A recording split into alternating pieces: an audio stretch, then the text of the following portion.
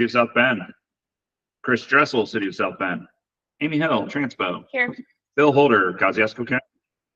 Chris Jamrose, City of Mishawaka. Here. Natasha Kaufman, Elkhart County. Here. Sean Klein, St. Joe County. Leslie Beek, City of South Bend. Got you noted. Andrew Lunn, City of Goshen. Here. Patrick McCarthy, South Bend International Airport. Charlie McKenzie, Elkhart County. Here. Marjorie McSherry, Kosciuszko County. Sky Metters, St. Joe County. Steve Moriarty, Kosciuszko County. Angela Nicholson, NDOT Fort Wayne. Jason Peters, Marshall County. Jeff Schaefer, City of Elkhart. Here. Lisa Schrader, NDOT LaPorte. Dan Sellers, City of Plymouth. Here. Derek Spears, City of Mishawaka. And Justin Taylor, City of Warsaw. Brent Warren, City of Napanee. Here. We have a quorum of members present. We would only be voting in person, though, today. All righty. Next up on the agenda is the minutes from June 5th. Hopefully everybody had a chance to take a look at those. If there are any questions or corrections, we'd be happy to take those. If not, we would just need a motion to approve. Move to approve. Do we have a second? Second. All those in favor? Aye. Any opposed? All right, the minutes are approved. We will move on to the secretary's report with the June administration modifications. Yeah, and the administrative modifications, those are minor corrections, changes, small actions that you've allowed staff and policy board have allowed staff to make to the transportation improvement program in between meetings. In your packet, you have the listing of June modifications, as well as you can find those online. This is presented for informational purposes only. There's no action required.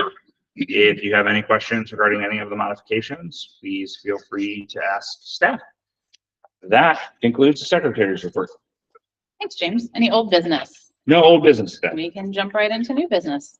All right. It is going to be me doing a lot of the presentation, and I apologize. So two things. Caitlin's currently on vacation, so she'll be back next week. But Dana Weaver, who had been our short-range transportation planner, she has started a new role at signage design firm over in Mishawaka. And so she has started that new role, and we wish her the best of luck in that new position, and we thank her for her year of service. We are currently working through filling that position. And so the job falls to me to present all of the all of the amendments today. So Transportation Resolution 2224. We have a series of NDOT sponsored items. The first item is to delete a project, which is the high friction surface treatment at various locations within the Fort Wayne district. This project is being removed from the Transportation Improvement Program. That's item A. Item B, this is over in the LaPorte district. This is US 6 from State Road 106/Dogwood. I know those are slightly different locations, but it's an approximate end termini. And this says, and this is what NDOT has provided us, Shawnee Drive, but I believe it's technically street, or is it drive? It is drive. All right, cool. I was conflicted by what we saw on Google, so I wanted to double check. But that's over on the west side of Napanee. So this essentially spans from the east side of Freeman to the west side of Napanee. This is for shoulder rehab. This is adding the construction to the Transportation Improvement Program, or the preliminary engineering, my apologies. The total estimated cost when construction is added would be about $6 million, almost 7. Item C, this is also in the LaPorte district. This is adding right-of-way to the tip and then changing around some fiscal years and increasing construction funding. This is for State Road 23 at Adams. That's essentially how I would define it. This is in the Granger area, and there's a pretty large curvature of State Road 23 is heads up towards Michigan. And so where these two locations meet, they're looking to do an intersection improvement that would include signals. I believe right now, if my memory serves me correctly, there's a stop sign at Adams, and State Road 23 is free flow. So the state is evaluating that location. Right of way land acquisition would be 2025 with construction in 2027.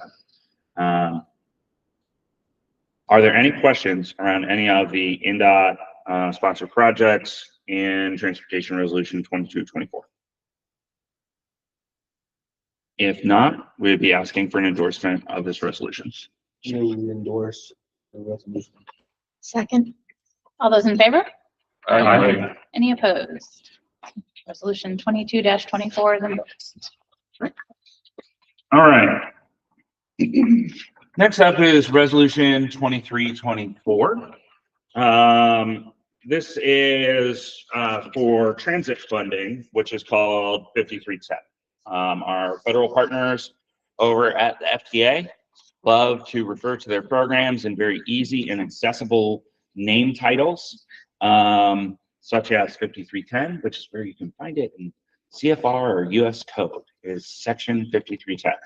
But essentially what that program is, that funding is provided to nonprofits or units of local government that are providing services to individuals with disabilities or seniors.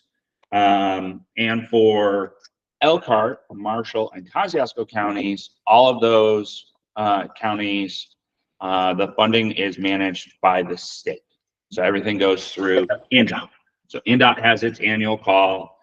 Those nonprofits or local governments like Elder House or like Councils on Aging, they all apply into the state for that. A few years back, under MAP 21, FAST Act, somewhere around there, for the what's called a transportation management area, the large TMA, if you will, which is 200,000 or above,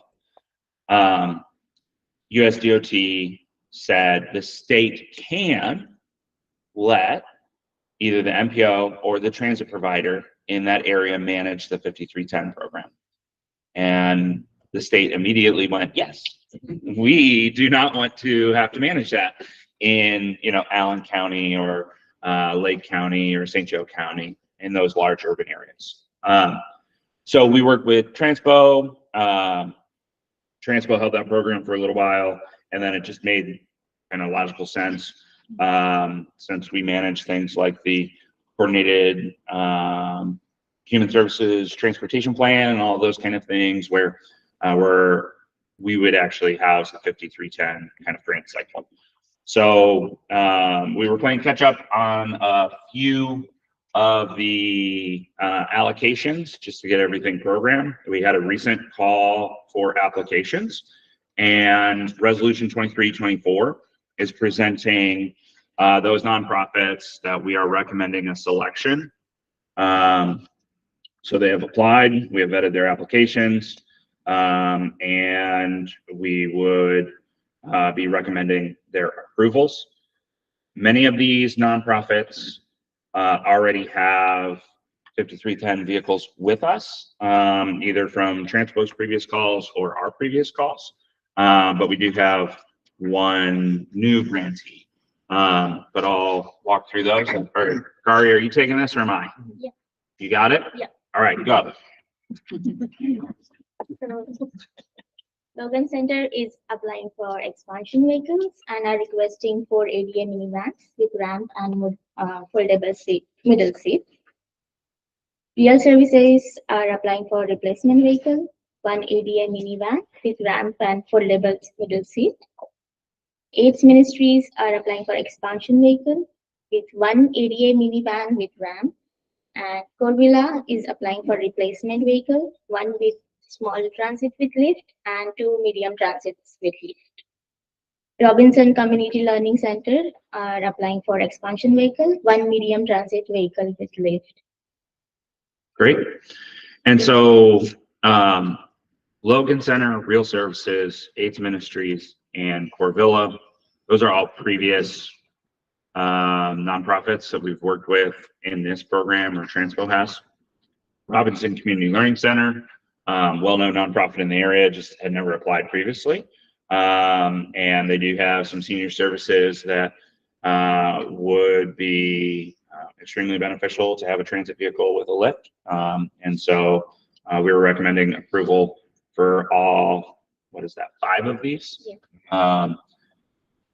So happy to answer any questions related to these recommendations. Answer any of your questions about the program or anything like that. At this point in time, the 5310 program that is managed through us, as well as the state, has predominant. The state historically only awards capital, which is vehicles. And at this point, that's where we're at too. We're able to purchase all of these vehicles off of the state's qualified purchasing agreement. So it makes it a lot easier for us to administer and makes it quicker for some of these nonprofits to get vehicles than us consistently having to issue our own separate RFP and a separate RFP for 8 vehicles. Most vehicle manufacturers are not going to respond to that at this point. So it's very easy and cost effective for us to purchase off the state QPA. Happy to answer any questions. What's the difference between the small transit and the medium transit vehicle? I mean, is it a capacity? I mean, I'm assuming capacity. I believe, but Yeah, catches it. Like passenger small is 8 and larger 12 capacity. It's like our elder house van, you consider it small. But yeah. probably. Yeah, and so when we put out the application, we provide the definitions that are already in the QPA. So essentially, no one's giving us any customized, oh, we're looking for, this situation. It's much more like pick off the menu that's already available. But I want to say, yeah, the smalls are like seat 8 and mediums are like seat 12. And I don't remember if it impacts the wheelchair positions. Yeah. Okay. Happy to answer any other questions. Otherwise, we'd be seeking your endorsement, resolution 2324 for the section 5310 capital funding recommendations. Motion to endorse resolution 2324. Second. All those in favor? Aye. Any opposed? Resolution 2324 is endorsed. All right. We have a few staff updates. We're going to start off with one of the big ones first. Dustin? Thank you. Yeah, if you haven't heard, I quietly told many people before it was actually officially announced, but so we were awarded the RAISE grant that we applied for to do the study to connect Mishawaka and Elkhart via a trail. So we're pretty excited about it. It's a 11-mile gap that will ultimately connect the South Bend Mishawaka sections and the Elkhart sections. I believe 57 miles total. 58 miles. Short me a mile. That will now be continuous on trail. So yeah, we're very much looking forward to it. There's a big chunk in the grant application for public input. We also included the investigation of including kind of EV infrastructure as part of it. Our thought was to have trailheads, charging stations. It's kind of a big void between Mishawaka and Elkhart, as well as the potential for having a bike share program that kind of, at least the idea is that it would kind of serve that section, but obviously easily be expandable to South Bend, Mishawaka, and Elkhart as well. There's some other things that we put in there, but those are kind of the big highlights. Yeah, we're very excited about it, and looking forward to the next year getting this done. And just to kind of piggyback on that, super excited about this and very thankful for all the hard work that Dustin and Caitlin put into this application and the transportation team. For those that aren't as familiar with these trails, So the section from Niles that comes down from Michigan connects into St. Joe County's LaSalle Trail, connects into then South Bend's East Bank and all of that, and then comes over to Mishawaka through the Riverwalk. That's about 22 miles of connected trail right now. And then when you look at the Elkhart section from the Maple Heart down into Goshen, and then up the Pumpkin Vine, that is roughly about 27 connected miles. And so really there's this, what we're calling 11-mile gap that varies based on whatever path you end up taking. But, you know, if you're able to fill in that yellow gap there, you would have almost 60 miles of connected trail, which would be, those two separate ones are very transformative on their own, but being able to connect all of that together could be very powerful. I want to point out the yellow dotted line is not a corridor. It is a simplification of saying we need to connect these two things. Okay. The entire purpose of this study is to figure out how that line is legitimately drawn and where it's drawn, right? So it could look at things north of the river, things south of that yellow line. There's a pretty big sphere of potential locations. Yeah, just hold that iPad up and anywhere in that area, right?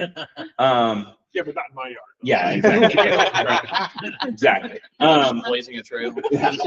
So we're going to look at a number of different options along rail line, along high tension power line areas and those right of ways, as well as just next to street or next to river, et cetera. So where we're at currently, process wise, is we got a sneak peek preview that we were going to be awarded 2 Fridays ago, roughly. And then when the announcement came out last week, that's when we officially knew.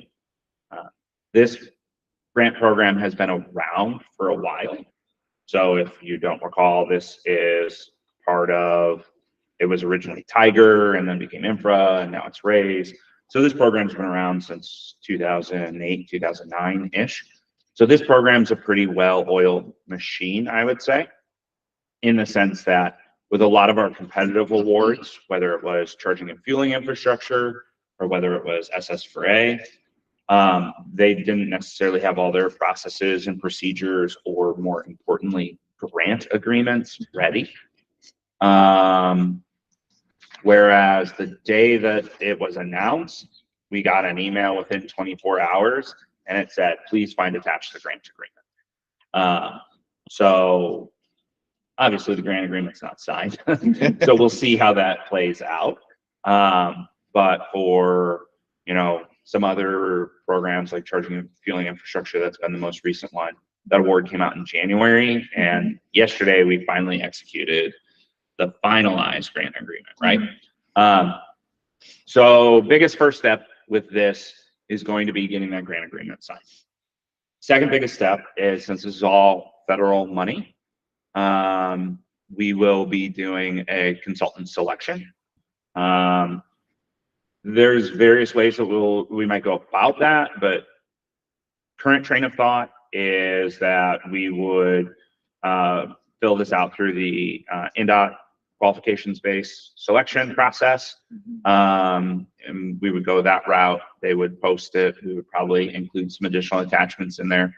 And then we would receive those LOIs, score those, and work through a process of selecting the most qualified consultant team, and then working through contracts. So this is still very early.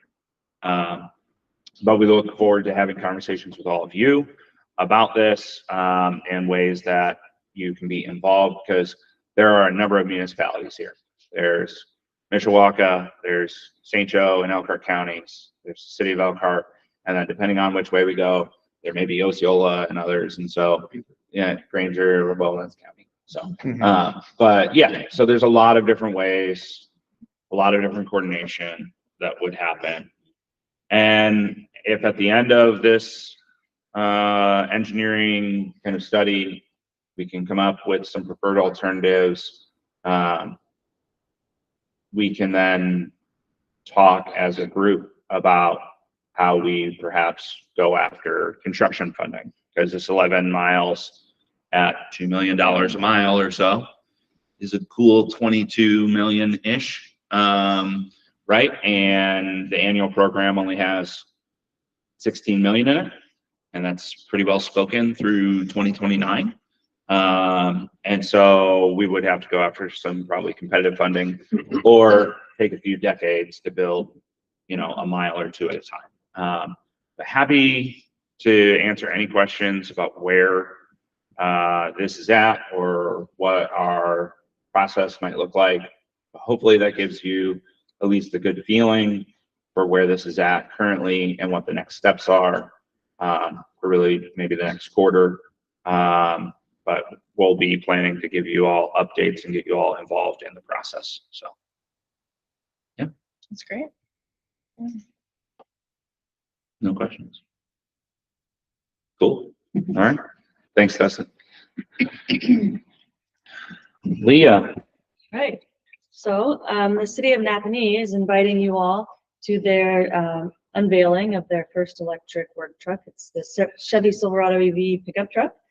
For a little bit of background context, they were awarded $127,000 through a state program through the Indiana Office of Energy Development. And in addition to tax credits, they'll be able to fully fund the purchase of 3 electric vehicles, 1 truck, and 2 smaller SUV type electric vehicles over the next year. They've already gone through the procurement process for one of them. We've got some vehicles that folks can test drive, and I think you hope to take possession next Thursday. Is that? Yes, we are So- planning on taking we'll officially accept the bid at Monday's Board of Works meeting on the 8th, and then take delivery at 10 o'clock on the 11th. Great. So next Thursday, July 11th, 10 a.m. Is when the remarks and the official unveiling will happen. But then you can, if you can't make that time until 2 p.m., there will be other Chevy Silverado EVs that will be available for test drive. There'll be some Blazers and other things, as well as food, snacks provided. So I do believe they're going to have the police Blazer, rated Blazer there as well. Oh, really? Okay. So hope to see you all there. If you would like more information, or I can send you the calendar invite or the flyers. It'll be at McCormick Motors in Napanee. Plenty of food to eat. Who gets to drive that one? That's your new truck? No, ours is, it's actually white. It looks just like that, but ours is white. Because of your. No, it's not mine. It's going to our planning department. And I would, When they go to check on those plats, they got to go off road. How is this going to be subdivided? so this vehicle hadn't been released yet back in January when we did our test drive event at Tire Rack. So some people got to drive the Ford Lightning, and this is brand new. So it's a new opportunity there. So yeah. All right, I've got a few on agenda reminders, and then I might even have some off agenda reminders. So first, MACOG, we're a designated metropolitan planning organization every 4 years, essentially Federal Highway and our partners over at FTA. They come in and observe the transportation planning process and make sure that we're following all the regulations and policies and procedures. And they kind of just review things with us as the MPO who's coordinating this process, but also with INDOT and our transit partners and all of those kind of folks that are involved in the process. So they'll be in town. Primarily the days that we'll be in town, the days that we'll be working with them are on July 9th. They'll come to the board meeting of the policy board on July 10th, and then we'll do some afternoon sessions with them on the 10th. But there are also 2 public sessions. I don't know why it says TBD on the slides. That location is at the Aquatic Center in downtown Elkhart, in the River District. So that's from July 8th from 5:30 to 6:30. And then we have another one on July 9th from 5:30 to 6:30 at the South Bend Public Library.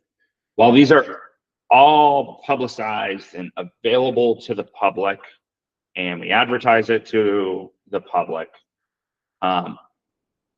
in general maybe isn't super jazzed about attending federal regulations open house. And while they're more than welcome to come, and we hope that they do, the typical attendees at those are usually folks who are maybe more plugged into that process, the local governments, the nonprofits, the stakeholders that we work with a lot.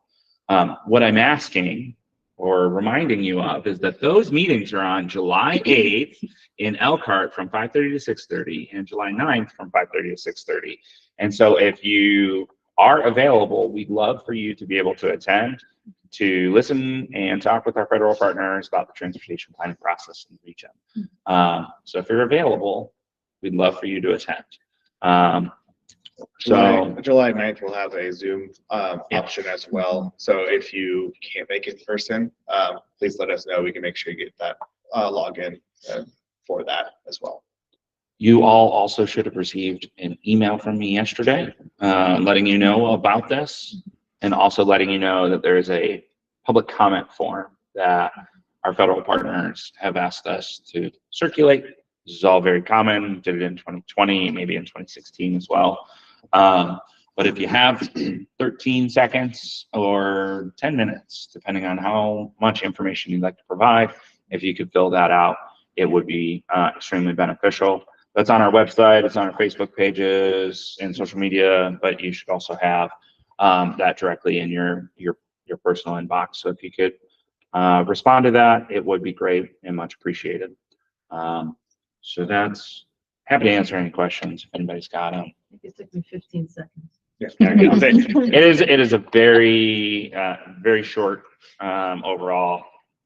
I think we technically called it a survey. Yeah. But our federal partners get very squarely when we call it a survey, because the federal government's not allowed to survey people, so it's a public comment form. But yep. Just asking you survey questions.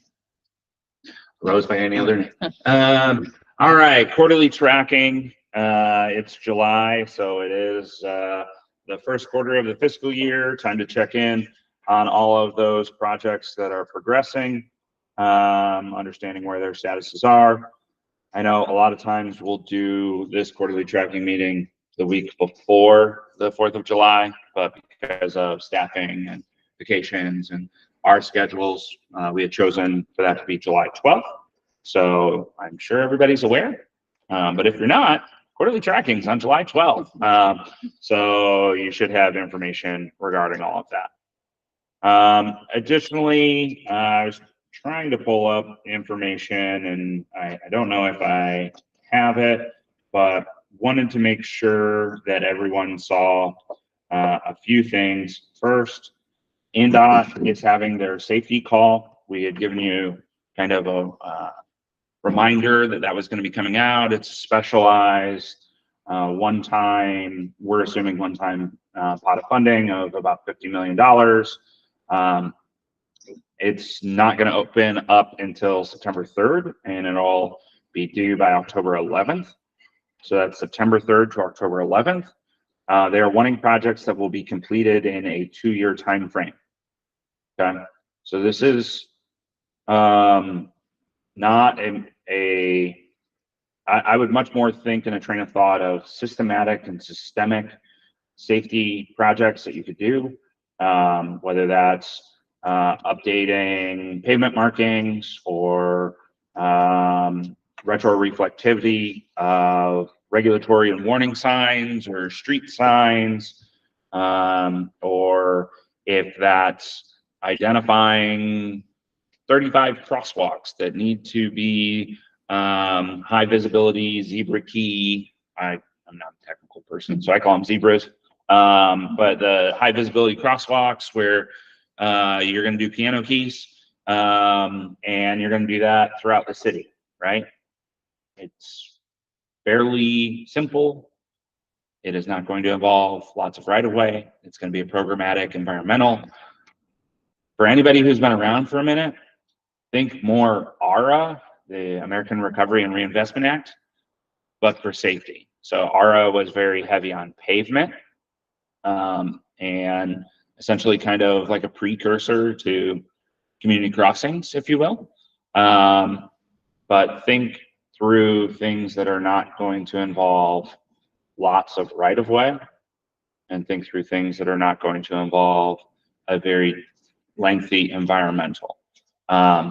Also, I know from working with the city of South Bend over the years that we can do sidewalk projects fairly quickly in those timeframes. But just remember that this is only $50 million across the entire state. So that's going to go pretty quick. So while you might be able to submit a $6 million sidewalk refresh project across 6 different elementary schools, I don't know how the state will view that, right? Just in the competitive outcome of these. So we're happy to think through ideas with you, provide data, provide any analysis that you might need that would help strengthen and embolden your applications. But wanted to make sure that you're aware of that. Kind of in a similar vein, we are working on our Safe Streets and Roads for All safety action plan. We are currently doing some public engagement, some pop-ups, some surveying. Any help in promoting that would be very helpful. So you'll see probably after July 4th, when you're back in the office next week, you'll see some information on how you can help share and promote that if you haven't already, just so that we can hear from the public on where they see transportation safety concerns. So those are the 2 primary things that I wanted to share with you. Last but not least, we have, I don't remember if we shared, we have selected our firm that'll be working on Vanpool with us. That'll be Commute with Enterprise, which is a national company that does specialize in Vanpool programs. So we're nearly finished, finalized the contracting process. And so we'll be looking to get that launched later this year to encourage folks that are looking to Vanpool, as long as the origin or destination is in St. Joe or Elkhart. That trip can really start in Marshall, Kosciuszko, multiple locations. So it'll be fully inclusive really of the entire region, and helping get folks to work in a very cost-effective way. So look forward to sharing more information about that. Our next major procurement will be a update, refresh, rehab, or reconstruction, depending on how you want to phrase it, for our travel demand model, as we look towards getting the process started for the next long-range plan. One of the big things we'll be doing an update to the travel demand model. We're in communication with our partners up in Michigan because the model's shared with them in the Niles area and MDOT. But that will be a pretty big update because that was last done in 2016-ish, I want to say. So it's been a few years. Like the base year of the model is 2015. Yeah. A few things have changed since 2015. And so we'll be looking to update that, probably moving back towards a more traditional 4-step process. Yeah, so those I think are all of the updates that I actually had to share. I know a few of them were off book, so I apologize for the lengthy update. That's all that I have. Thanks, James. Yep. Privilege of the floor. Any questions or comments from anybody on the committee, either here or online? Not then, any public comment? We have nothing online. All right, then I would entertain a motion to adjourn. So moved. Do you have a second? Second. All those in favor? Aye. Any opposed? Thanks, everybody. We'll be back here in August. Have a great 4th of July, and we'll hang out with you on the 12th.